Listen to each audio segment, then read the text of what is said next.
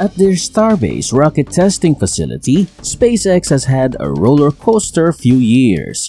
Ever since we first learned that Elon Musk was purchasing land close to a remote town in South Texas, the largest and most potent rocket ship ever built is currently undergoing final preparations for its first orbital launch. And going back to the first flight of the Starhopper, the explosive landings of the first Starship ships. Starbase is such a bizarre location that it's difficult to believe it ever existed. A place where the brightest rocket scientists and engineers in the world design, test, and detonate cutting-edge space travel technology. And it all takes place in plain sight of the general public, where the most ardent of SpaceX supporters diligently document every moment of the event. And now, only a few weeks remain until the Starship's initial launch into orbit, the pinnacle of all of this preparation. The timeline is more feasible now than it has ever been. Today, as we discuss the most recent events at Starbase and what to anticipate in the months and years to come, we'll discuss why that is. Because reaching orbit is just the beginning. Though it's not even the start of the end, it could be the conclusion of the beginning. As it has developed, Starbase has essentially become an all-in-one Starship facility where they can construct, test, launch, and land the rocket all in the same place. The Raptor engine is the only important part that is not manufactured at Starbase. These are created and put through testing at a different SpaceX facility in McGregor, Texas, where the business has 4,300 acres of land. Since the company conducts a lot of engine testing here, it must be very far from anything else because of the engines.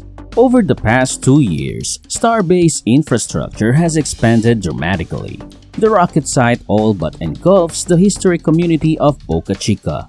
Boca Chica focused very little on anything. It's a peculiar town that was first developed in the 1960s. A powerful hurricane, however, struck the region and scared the land developer away, leaving only a quarter-mile of a dirt road with a few dozen bungalow homes. Before Elon Musk found there was still inexpensive property available on the Gulf Coast and started buying it out to establish a staging area for his plan to populate Mars, they had never even provided running water, and it had just kind of sat like that, frozen in time.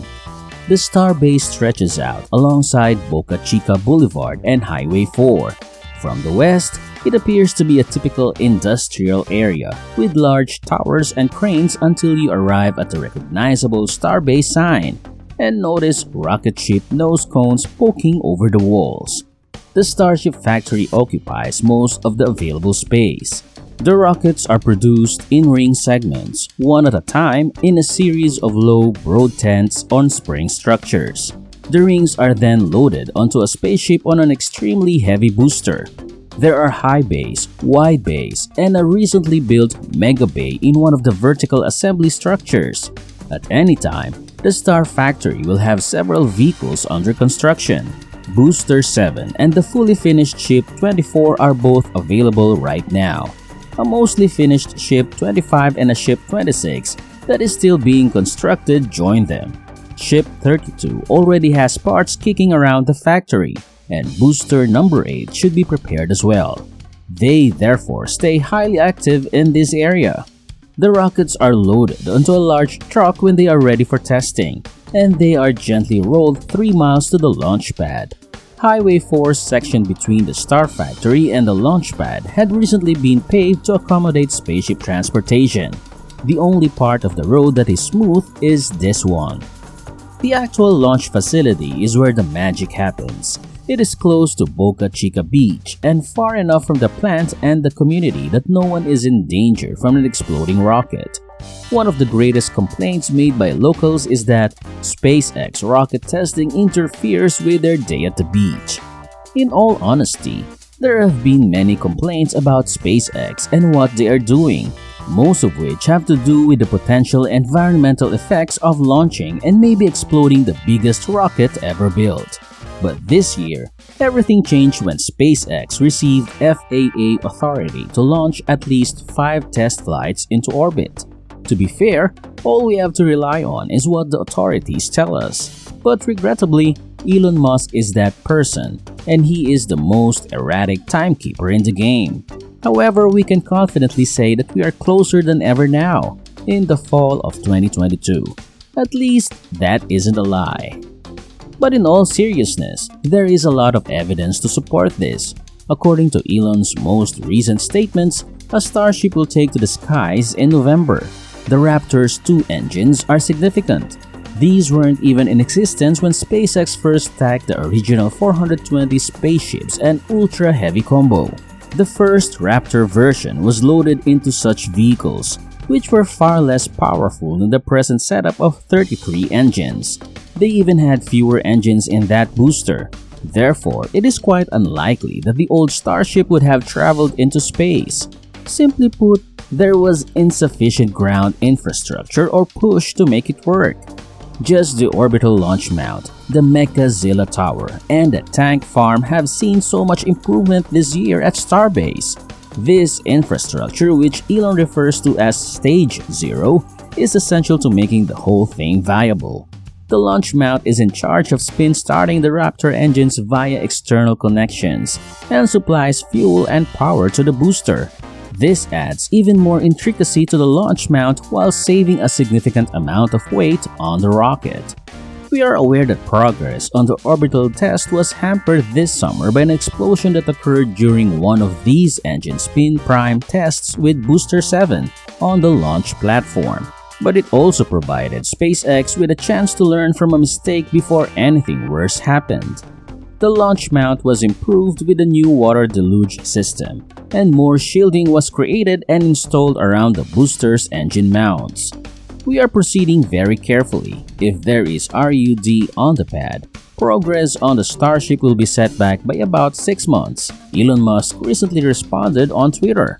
And when he uses the term RUD, he is alluding to an explosion or a quick unplanned disassembly. This follows the first time that Ship 24 and Booster 7 were fully stacked on the launch mount on October 16, something we hadn't seen since the last time the old 420 stack was visible. In March 2022, a lot of development has been done since then. Most notable is that the ship and the booster are now being lifted and stacked entirely by the launch tower's mechanical arms. The old crane mechanism has been eliminated in this most recent attempt. For a first effort, SpaceX finished the entire stack in about 3 hours, which is astounding. Of course, with enough practice, that process may be far quicker. Keep in mind that Elon wants to be able to launch up to 3 times per tower each day. The landings are an additional element. After the initial orbital flight, there have been rumors that SpaceX may try to land the booster at Starbase. It's going to be scary, assuming everything goes according to plan, but they have to try it out to see whether it works. The chopstick arms extend as the booster descends to delicately grip the rocket and bring it to a stop. It's noteworthy that the most recent pictures of Starships 26 and 27 give the impression that they won't be getting heat shields or arrow flaps, indicating that they aren't meant for re-entry. It makes me wonder if they're making these disposable test vessels to land boosters to perfect the technique before attempting to land a Starship on the tower as well. In either case, that is being proactive. The next significant step is to conduct an extensive static fire test, including both the ship and booster. We anticipated it would happen soon once the full stack was finished, but for whatever reason, SpaceX instantly dismantled the rocket and landed the ship. Now, before we fly higher in this video, please give this a thumbs up if you're enjoying it so far. And stay tuned until the very end to find out more about the 2023 SpaceX Starbase update. Thus, the sequence of events we are searching for would start with the launch mount reset, followed by a series of static engine fire tests that would probably increase in number until they fired all 33 booster engines simultaneously. That will be a crucial test for the extremely intricate plumbing system in the booster's thrust portion. According to Elon, firing a Raptor engine requires performing a precise dance 33 times in exact time. I find that to be intriguing. The wet dress rehearsal comes next. At this point, you should pretend that the rocket is about to take off by filling it with cryogenic oxygen and methane. When the main engines are about to start firing, they continue the countdown until that point and then stop. The plan is to test every system to the point of no return. Disassemble the entire vehicle, return it to the construction bay for a final inspection, restock the 2 stages, perform one last static fire test, and then attempt to launch into space. As a result, it's a complicated procedure, and SpaceX is moving extremely cautiously, as Elon Musk stated. With such an enormous rocket and an equally enormously expensive launch mechanism, it's probably best if they don't blow this one up. At least not on the ground, despite the company's history of being stubborn and repeatedly blowing things up before getting it right. We're all set if it goes off in the air. It'll be a fantastic show. Ship 25 and Booster 8 will soon be on deck to make another attempt. And that is this system's charm. They can carry out orbital testing with a reasonably frequent launch cadence as long as they don't damage. A brand new spacecraft and launcher will always be available to replace the lost one and carry out the mission. Again, the whole public can see everything that is going on. As a result, we get to view everything in 4K resolution from various camera angles. Now, are you excited? Do you believe that the first attempt will be a success?